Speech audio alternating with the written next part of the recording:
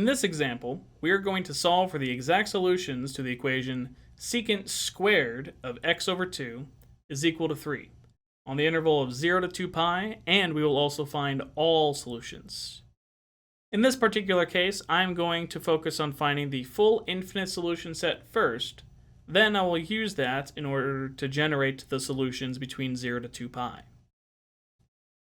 So, for this case, we have secant squared of x over 2 is equal to 3. Keep in mind that when you have an exponent on a trig function like this means the same thing as secant of x over 2 taken to the second power, which equals 3. If you do want to get x by itself, our first goal actually will be to get rid of that exponent. So what we're going to do is take a square root of both sides.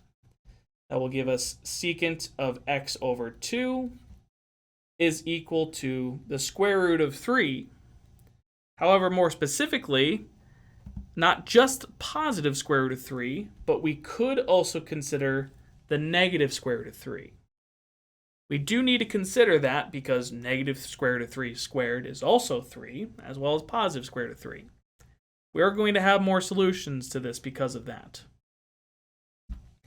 If you would like to split that up into two statements, go ahead. For example, secant of x over 2 equals positive square root of 3, and secant of x over 2 equals negative square root of 3.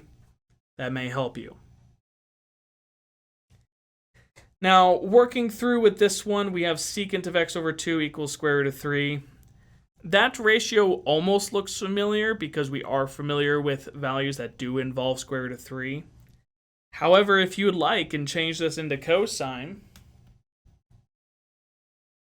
this would be cosine of x over 2 equals 1 over the square root of 3, otherwise known as square root of 3 over 3, which is almost a ratio, I know, but not quite. So, can't do too much else to it right there. Got to keep it as it is. In this case, I'll keep all the values as secant, as there is no exact need to change into cosine if I'm not going to approximate. But just wanted to point out that we don't know this ratio. If I do want to move forward though and solve for x, I would need to apply arcsecant to both sides of these equations. And if I'm going to do that, let's go ahead and generate the full infinite solution set then. So, if I apply arcsecant to that first set of equations, I'm going to have one set of just arcsecant of square root of 3 plus 2 pi k, as well as 2 pi minus arcsecant of square root of 3 plus 2 pi k, as secant will work the exact same as cosine does. Now, keep in mind that I made the full infinite solution set first before moving forward to get x by itself. The second that I took an inverse trig function is when I set up the full infinite solution set. Now I will get x by itself by multiplying both sides by 2, which will give me 2 arcsecant of square root of 3 plus 4 pi k. That's why it's important to write those first.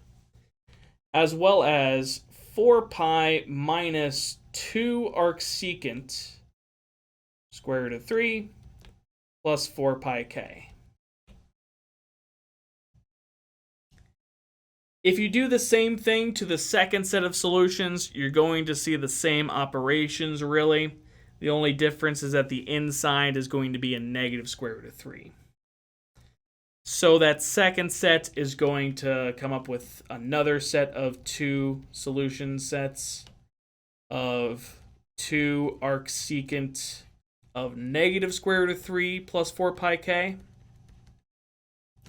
as well as 4 pi minus 2 arcsecant of negative square root of 3 plus 4 pi k. That would be the full set of infinite solutions. Now, Again, I generate those first and then use the infinite solution sets to come up with the individual solutions between 0 and 2 pi. To do that, let's look at our answers that we have here and start at least with the first one listed. So looking over here, I'm going to start with that first solution before adding 4 pi k of just 2 arcsecant of square root of 3. And I will ask, is that between 0 to 2 pi? You can approximate with a calculator if you need to, but you shouldn't need to. Arcsecant of square root of 3. I don't know what that angle measure is, but I do know, because it's a positive ratio, that has to be an angle measure between 0 and pi halves. If I multiply it by 2 then this has to therefore be an angle measure between 0 times 2, which is 0, up to a maximum of pi halves times 2, which is just pi. So that means it fits somewhere between 0 and pi, which therefore means it's between 0 and 2 pi. So that first one should be good. So that first one should be one of the answers. Now, if I try to come up with another solution from that same set, which would be 2 arcsecant of square root of 3 plus 1 instance of 4 pi k, so just 4 pi, well, that already is going to go beyond 2 pi, because I know 4 pi is bigger than 2 pi. So that's 4 pi plus an even larger angle measure, so that's not going to work. So that's not going to be any more solutions. If I subtracted 4 pi, same will be true. No more solution sets from there. The next one, looking at the second set, 4 pi minus 2 arcsecant of square root of 3. Okay, well, we know what this is. That's 4 pi. And we said earlier that this has to be between 0 and pi. If I consider it the biggest it could possibly be, which is as close to pi as possible, then this is basically 4 pi minus something a little bit less than pi. Which means that this is going to be less than 4 pi for sure, but it's also not going to be any smaller than 3 pi. So that's not between 0 and 2 pi. And adding 4 pi or subtracting 4 pi isn't going to help it. If I subtract 4 pi, that'll make it negative. And if I add 4 pi, then it's just getting larger. So that second set of solutions actually doesn't come up with anything between 0 and 2 pi. So far, we still only have the first one. Then if I look at this set of solutions here, 2 arcsecant of negative root 3. Well, again, let's see what we know. Arcsecant of negative root 3, that has to be in quadrant 2, based on how the range of secant works, or arcsecant. That'll have to be between pi halves and pi. And if I multiply that by 2, or double it, then that now means it fits between pi halves times 2, which is pi, and pi times 2, which is 2 pi.